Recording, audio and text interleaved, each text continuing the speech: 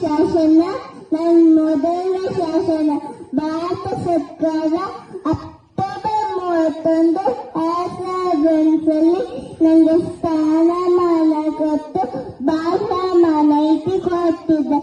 ನಾನು ಎಷ್ಟು ಶ್ರೀಮಂತ ಭಾಷೆ ಗೊತ್ತಾ? ನನಗೆ 8 ನೆನಪಿಕೆ ಪ್ರಶಸ್ತಿ ಬಂದಿದೆ. ಯಾರಿಗೆ ಅಂತ ಗೊತ್ತಾ?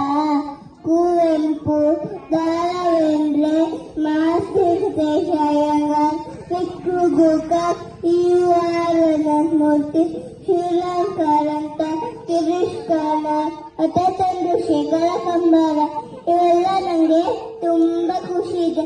ಆದ್ರೆ ಒಂದೇ ಒಂದು ಬೇಜಾರು, ನಮ್ಮೂರಲ್ಲೇ ನಾನು ಜಾಸ್ತಿ ಜನ ಬಳಸಲ್ಲ. ಬೇರೆ ಭಾಷೆ ಕಲಿಯೋದು ಅವಶ್ಯಕತೆ ಇದೆ ಅಂತ ನಮಗೂ ಗೊತ್ತು. ಆದ್ರೆ ಬೇರೆ ಭಾಷೆ ಕಲಿಯೋದ್ರಲ್ಲಿ ನಾವು ಬಳಸೋದು ಮರಿಬಾರ್ದಲ್ವಾ? ನೋಡಿ ಯೋಚನೆ ಮಾಡಿ ಸರಿ. ಯಾಕೆ ಬಂದಿದ್ದೀನಿ ಗೊತ್ತಾ? ಕೆಲವೊಬ್ಬರು ಶಿಕ್ಷಕರು ಪುಟ್ಟಾಣಿ ಮಕ್ಕಳಿಗೆ ನಮ್ಮ ಬಗ್ಗೆ ಹೇಳ್ಕೊಡ್ತಿದ್ದಾರಂತೆ. ಅವ್ರನ್ನ ನೋಡಿ ಧನ್ಯವಾದ ಹೇಳೋಣ ಅಂತ ಬಂದೆ. ಧನ್ಯವಾದ ಅಶ್ವಿನಿ ಗುರುಗಳೇ. ಎಲ್ಲರಿಗೂ ನಮಸ್ಕಾರ. ನಾನು ಯಾರು ಅಂತ ಗೊತ್ತಾಯ್ತಾ?